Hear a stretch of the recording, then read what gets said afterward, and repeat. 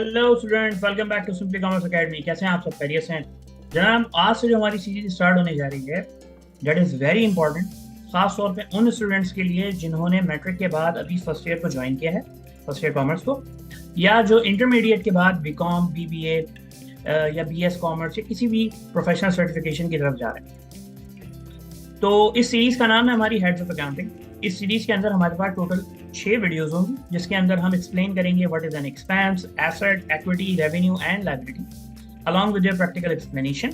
और उसकी एग्जांपल के साथ साथ हम आपको इन तमाम हेड्स ऑफ अकाउंटिंग को एक्सप्लेन करेंगे। तो वीडियो को बिना देर किए शुरू करते हैं।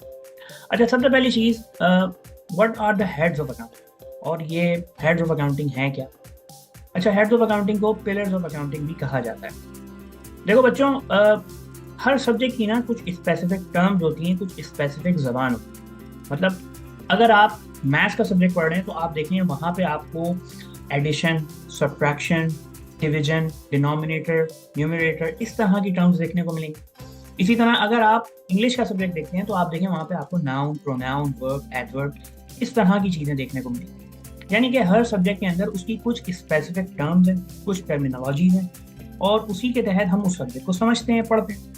अब क्योंकि आप इस सब्जेक्ट को पहली दफ़ा देख रहे हैं तो यहाँ पे भी आपके सामने कुछ ऐसी टर्म्स आएंगी जिनको आप पहले से नहीं जानते, आप उसको पहली दफ़ा देखेंगे। और यकीन जाने ये टर्म्स इतनी इंपॉर्टेंट है कि आज अगर आप इसको पहली दफ़ा पढ़ रहे हैं, यकीन जाने आपकी अकाउंटिंग की आखिरी क्लास, आपकी एजुकेशन करियर की, वहाँ तक यकीन जाने ये टर्म आपको अकाउंटिंग में बार बार नजर आएंगी। इसकी इतनी इंपॉर्टेंस है।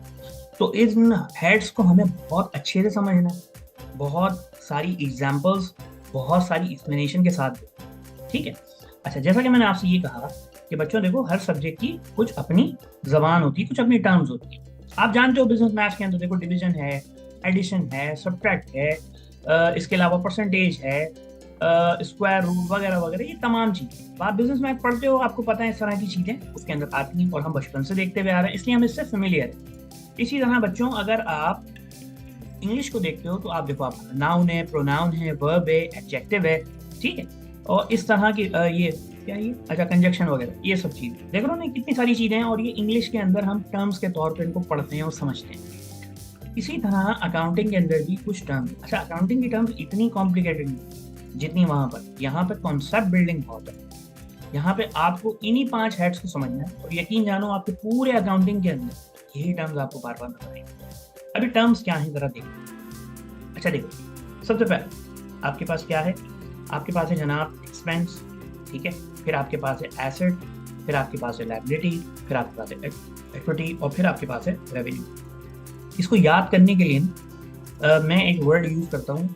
आपने वर्ड सुना होगा डीलर, जिसकी स्पेलिंग होती है DEALER।